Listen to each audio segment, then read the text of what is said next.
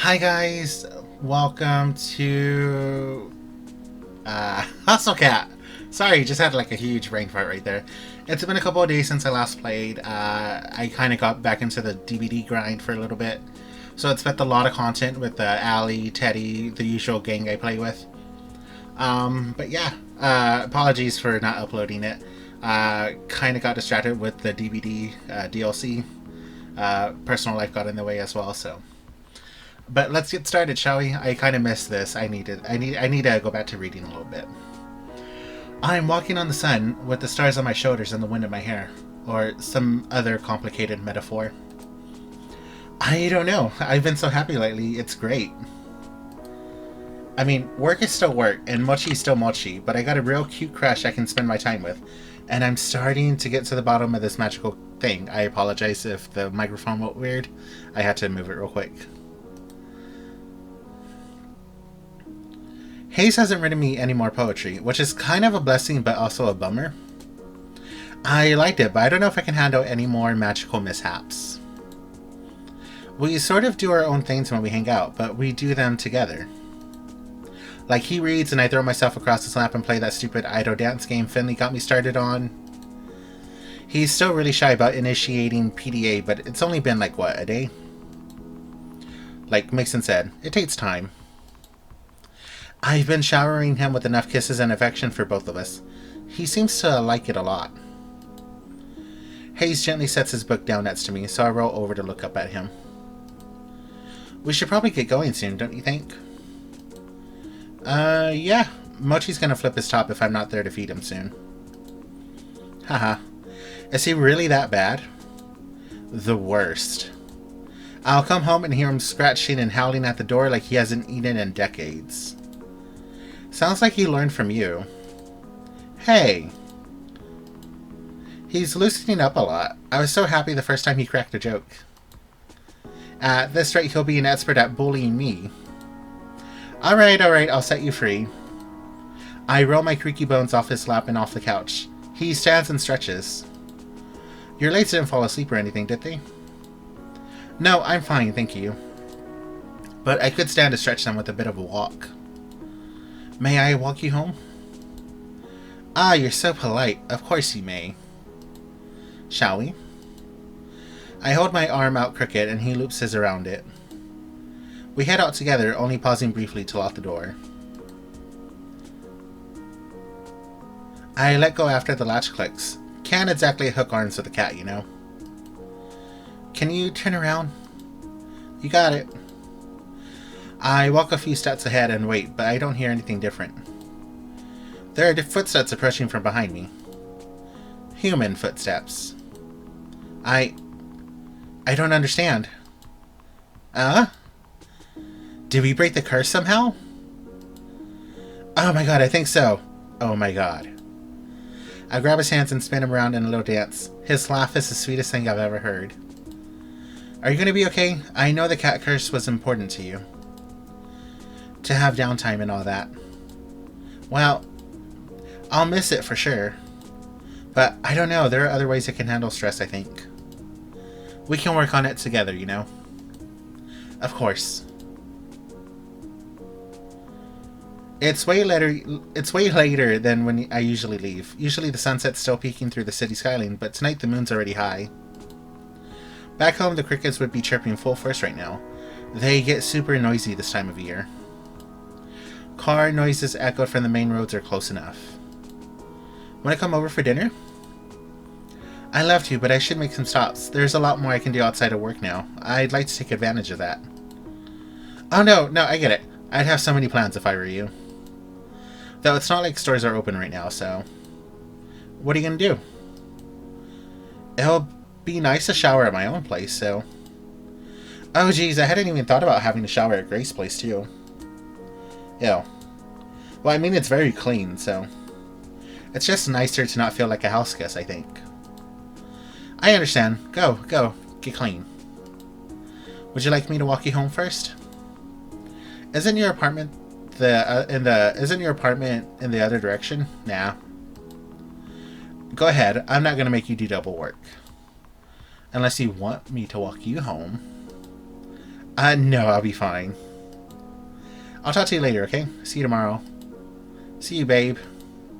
Oh. If he's turning this red now from a pet name, I can only imagine where this is going to go from here. He's such a cutie. I lean in and kiss him. It's kind of nice to be smooching on someone who's almost the same height as me. No neck strain. Good night. Just as I turn to go, he grabs my wrist and rolls me to face him. He kisses me again, and the way he puts his hand on the small of my back, I think he was going to try to dip me. He doesn't. I'm a little disappointed. But points for effort. He's getting bold. Bye. He trots off down the opposite street, and I swear if I didn't know it was that crappy video store, I think he's blushing so hard he's giving off a red light. I kind of want to follow him, but I'll let thoughts of poetic former cats carry me home instead. It's a nicer walk that way. At least until I get closer to my apartment. As I round the corner, I feel a tense, creeping stiffiness crawl up my back. My steps slow. My legs are suddenly heavy. This is familiar, like the feeling I got the other day before I ran into that dude who kept staring at me. It's like someone's breathing down my neck or looming behind me, reading over my shoulder. Is someone following me? I whip around. Just the street. I walk faster. I feel it growing with every step toward my apartment. Dread hollows a burrow in my stomach. Why do I feel so anxious? I'm just going home. I don't even have far to go. Am I getting...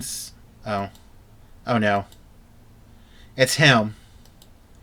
Did he find out where I live? Does he live here too? No, that's too much of a coincidence. My limbs freeze. I feel my heart shaking inside my ribcage. My head is swimming. Everything is wrong. I can't place why. Howdy. Good evening. Good night. My voice feels small and foreign, like it's thrown by a ventriloquist. Ventriloquist. I know how to talk. I'm just having difficulty right now. I spent like 2 hours playing Dead by Daylight streaming with my friends.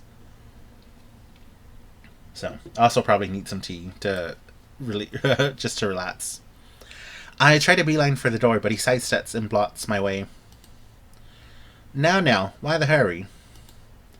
Won't you answer a couple of questions, kiddo? His deep, drawling voice is saccharine venom.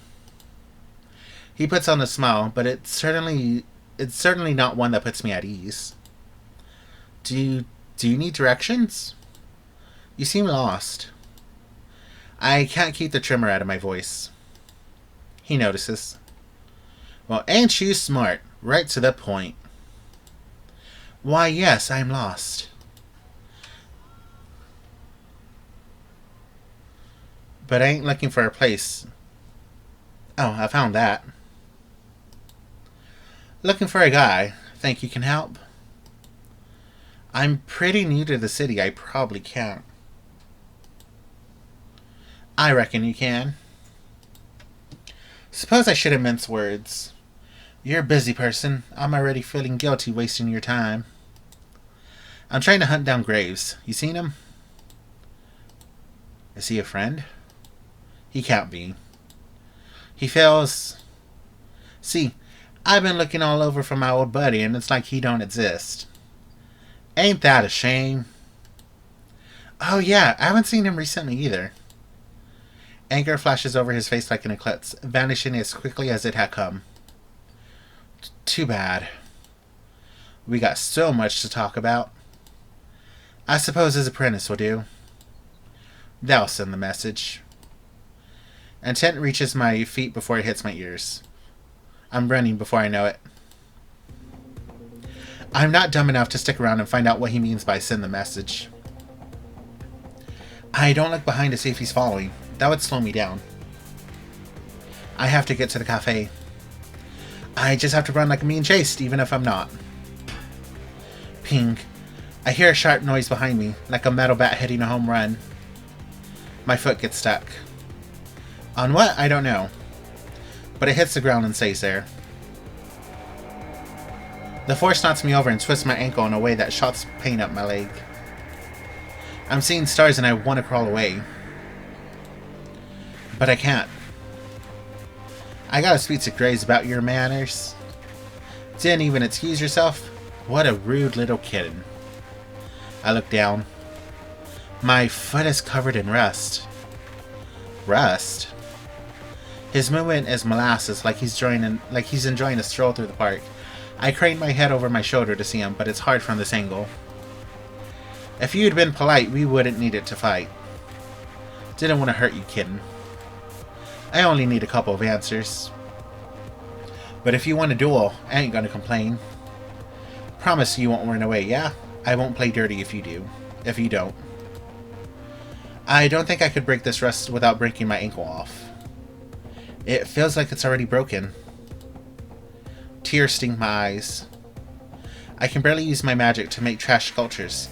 How am I supposed to use it to fight? I'm doomed. You haven't changed a bit, NACHT. Still pushing around the weak to excuse your own malfeasance. I've never been so happy to hear my boss's voice. Graves will know what to do. I know it. Ha ha ha. And here you come acting like you ain't got anything to do with it.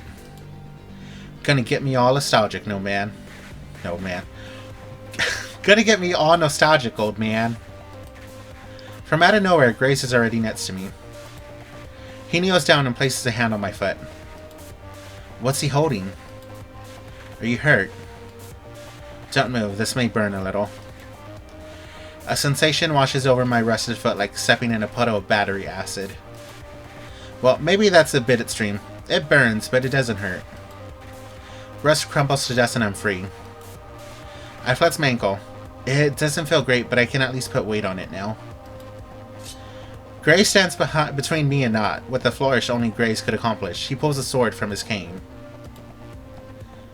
What a perfect weapon for him. Yeah, that's kind of perfect for Graves, now that I think about it. NACHT shoves his hand in his pocket and rests on his metal bat like a cane. Just standing there waiting. How are you now? Can you stand unassisted? Yeah, thanks. Who's that? If you'll recall the bike in the alley... I almost forgot. The one that was rusted over. The one Grace told me not to touch. This is why? Meet the source of our collective woes. Aw, come on now. And after all we've been through together? Avery. I don't imagine this will end well. I have a favor to ask. Whatever you need, boss. He drops a cane sheath and takes my hand. His eyes are fierce, fire and eyes staring into mine. I feel like I shouldn't blink. I give it to you. All of it. Take care of it for me, Avery. What? All of what? Everything. Everything of mine. You'll understand. Now go. As fast as you can. Go to the cafe. You'll be safe there. What was that all about? I don't feel any different. Why are you dawdling? Go! We're gonna run away. Don't you worry, kitten. I'll catch up. Huh. NACHT's words haunt me as I run the best I can on my sore ankle. It hurts with every step, but I can't stop. Hayes! I've got to find Hayes. I need his help just as much as he needed mine. I just hope I can keep running on this foot before it balloons up or before the pain gets to be too much. It's a few blocks later when I remember. I have a cell phone, and so does Hayes, and I have his number. I grab the phone from my pocket and mash the buttons as best as I can, nearly calling my parents in the process. This is the last thing they need to hear from me. But still, I managed to get Hayes' number up. The phone rings. I hope he's not in the shower yet. Pick up, pick up. I know you hate talking on the phone, but this is an emergency. Trying to communicate that via telepathy does not work, unsurprisingly. Avery? Hello? Oh, surprise, maybe it does. Hayes! Watch out! There's some wild rogue witch on the loose and he attacked me, and Grace is... It's bad, Hayes, I don't know what to do, help me. I think he's following me, I don't know. Avery, calm down. Deep breaths. Remember, like you told me. Meet me at the cafe. Oh, deep breaths there. Okay. I mashed the phone screen again, hopefully to hang up, then shoved the phone in my pocket. I want to cry in relief when I see the cafe come into view. Consider this another reason I'm glad I don't live far from work. I throw myself against the door and jam a key in the lock. It's hard to make sure I have the right key when I'm looking to see if I was swallowed, but I manage. The lock clicks and my body weight swings the door open. I tumble to the floor and kick it shut with my good foot. My lungs are on fire. My brain's on fire. I hear the door fling open behind me. I shriek. Avery! Oh no, Avery. And then Hayes is by my side, pulling me close. Remember to breathe. It's going to be okay. I cling to him, wrapping my hand in his hair. I'm okay now, okay? We're both okay. But Avery, are you hurt? That's not... if I gotta take deep breaths, you do too. Just breathe. Huh? Sorry, I'm not much comfort if I'm getting anxious too. I don't know what to do.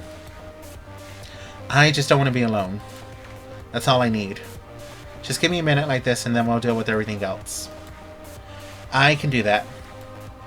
He pulls me closer and I feel at least a little bit better. I hope he does too. Maybe if we just huddle on each other long enough, the snot guy will give up and go away. Can you tell me what happened?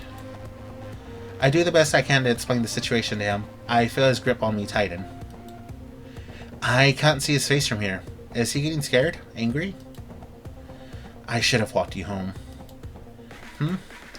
If he's going to hurt you and Grace like that, I won't forgive him. His voice is clear, level, and low. Oh, he's mad. I pull back and there's a fire in his eyes I've never seen. Don't worry about it. I think we just need to escape. Maybe he got what he wanted. I don't know. It doesn't sound like it. There's a noise at the door and we both freeze. He's here. Stay here. I'll take care of this. No, it's okay. I'll get it. Holy crap, now that I've had a few minutes to let everything catch up, my ankle hurts like hell. I try to hobble to the door, but it flies open before I have the chance. I ready myself to fight a murderer armed with a bat, but it's... Finley? You guys, oh my god. The curse. She grabs my hands and does a little dance, but stops when I wince in pain. Oh, sorry, sweetie. You okay? Did you twist your ankle? Yeah. What's this about the curse? It's broken. We're all human again. Of course, I'll miss my jelly donut fame, but I'll live. Ooh, I'll start a new vlog. What's wrong? You look real messed up about it. It's Graves. The curse must have broken because something happened to him. Graves. What happened? Where is he? And suddenly everyone's here. The curse must have broken for everyone at once. This should be good news, but... Oh, Reese. It's bad. He's still out there, I think. Still out there where? He lunges, but Mason intercedes. Stop. He's injured. What happened to him? You have to tell me what happened. Someone attacked us. I have no idea who he was, but he had a grudge against Graves. His name was Not, I think? I don't know who that is. What happened then? The snot guy, I think he beat Graves. Reese clutches at his chest. He looks like he might fall over and pass out. I reach out to ease him into the seat, but he swats me away. I knew it. I knew he was going to get in over his head. I knew another witch was on his tail, but he told me to stay out of it. Damn it, I could have helped. Why didn't he let me help? Reese sinks into the couch and slams the armrest with his fist. Beating on the furniture isn't going to do anything, but if that helps him feel better. He sinks his fingers into the cushion and looks hard at the floor. His eyes gloss over. He's holding back tears with everything he's got. I feel really bad. For all his blustering, Reese admired Graves a lot. I think he was the only one of us who really did. I guess now, after Grace saved me like that, I kind of do too. Too little too late, I suppose. So, now what happens? What do we do? We avenge him. Of course. We kill Not. Whoa, that's a bit extreme. All's fair in a duel. If that's what this guy wants, that's what he gets. When he comes for the cafe, I'll take it back from him. Comes for the cafe? Why would he do that? When a witch defeats another in a duel, they take the loser's property. But he'll have to beat me to get to it. Is Graves really dead? I don't know if Knott's intent was to kill him. Damn it. Now Landry's the one who looks pissed. I've never seen him do anything but laugh and smile before, so it's almost as jarring as seeing Reese cry. Magic is a scourge. This always happens when you get too close. Reese's head snaps up. What do you know about magic? You haven't studied. But I thought... All eyes turn on Hayes and he clams up. I put my hand on his and give it a reassuring squeeze. He gives me a smile and his shoulders soften. Yeah? I didn't think Grace was really in on all this. I sort of thought he was just some eccentric old guy who got caught up in things. Of course he's in on it. The strongest witch in the city. Well, it was. I immediately regret saying that when Reese shoots me a furious glossy-eyed glare. This feels so surreal. I thought magic was more gentle than this. Is this what magic is really like? Bad enough to, dispose of Graves? Of course it is. How else would this be happening? But he was too strong to get cursed. That part was just us. But he wasn't too strong to not curse us. Does that matter now? He's gone. And this Knot is going to be here to take everything else too. He spits the name like it's profane. Profane? Reese launches himself from the chair and storms to the door. He puts his hand in his pocket like he's concealing a weapon. How would he just take the cafe? That's not how property works. There are, like, deeds and stuff. Not that I know much more about it than that, but I'm pretty sure my parents didn't kill a witch to buy their house. Of course it's more complicated. I don't exactly have time to explain witch territories. I just know that when you're defeated in a duel, you give your property to the winner. So unless Grace gave it away before the fight, Knot owns the cafe now. I remember Grace grabbing my hand and staring through me. I remember his words. I think he did. What? Before he fought, before he told me to run away, he told me that he gave everything to me. You? Why you? You're a newborn baby stumbling through the witching world. That's not fair, you can't handle it. Hayes squeezes my hand. This time I'm the one comforted by his gentle strength like a low flame. I can sure as hell try. I don't know what I can do, but I'm here with you, Avery. Well, do whatever you want. I'm gonna get Graves. Not by yourself, you aren't. Better wait for me. This isn't your concern. It absolutely is. He's my boss, too. But someone should stay behind and watch the cafe. And Avery. So I'm here. And me. Actually, I should go get Mochi. I'm worried about him being left alone at my place. If Knot knows where I live, who's to say he won't hold my cat hostage? Oh, in that case, worry not, because Team Finley and Hayes will go on a rescue mission. Let's go, Hayes. I'd rather not leave Avery, if that's okay. I know some first aid, so I can at least make myself useful and patch up his ankle. Yeah, gotcha, I can work with that. Guys. I'm just some screw-up kid. You don't have to do this for me. Of course we do. Yeah. You're a screw-up kid. We stick together through thick and thin, us cursed cats. Tears of gratitude stink my eyes. I never thought I'd have friends like this who'd endanger themselves for me. My high school friends would have run off the moment someone said curse. I love these guys. I vigorously scrub my face. Don't want to get too mushy. I hobble back to the couch. Okay, we can do this, right? Yeah. Promise me nobody's gonna get hurt, okay? Please. Give us more credit than that. Yeah. This guy will be sorry if he underestimates us. Then we enact our plans. Reese, Landry, and Finley all head out together.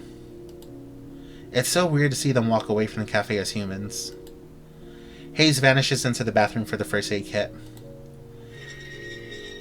Mason dips into the kitchen and I hear a horrific screeching noise like metal against linoleum. What is she doing? She returns triumphantly. She smirks at me, or more accurately, at the dumb, gawking face I'm making. Block the door. With what? An industrial range? She gives me the self-satisfied smirk, then paces in front of the front door and the windows like a sentry. Oh my god, who needs magic? She can snap that knot guy in half with her hands. Hayes is back with bandages and a bag of ice. Gingerly, he removes my shoe and rolls up my pant leg to get a better look at my ankle. I'm glad I'm wearing socks that don't have holes. Ugh, my ankle does not look great, but it could be a lot worse. I don't think it's sprained, just twisted. You just need rest. He slowly, neatly wraps my ankle with one of the stretchy bandages. When he pins it in place, it's like a pro's work. A professional ankle wrapper. Do you know a lot of first aid, Hayes? You're way calmer than I expected. I studied in Scouts. Injuries and things don't bother me. Never have. Not everything makes me feel anxious. Well, thank you. I'm glad you're here to patch me up. He smiles sheepishly and averts his gaze to the ground toward the ice pack. He props my foot up on one of the big puffy ottomans, then places the ice on my ankle. Oh my god, does that feel good. Now just keep it elevated and rest a little. And take the ice off in 20 minutes. Thanks again, Dr. Hayes. I'm gonna make some coffee. I think everyone will need it. I stress out once Hayes goes back upstairs. Sometimes I need a system shut down before I can think again. I think even the cats know something's up because they all swarm me. I've got two on my lap and the others pile around me. It's soothing to hear them and I feel their little paws stretch out at me. I hope it's helping them too.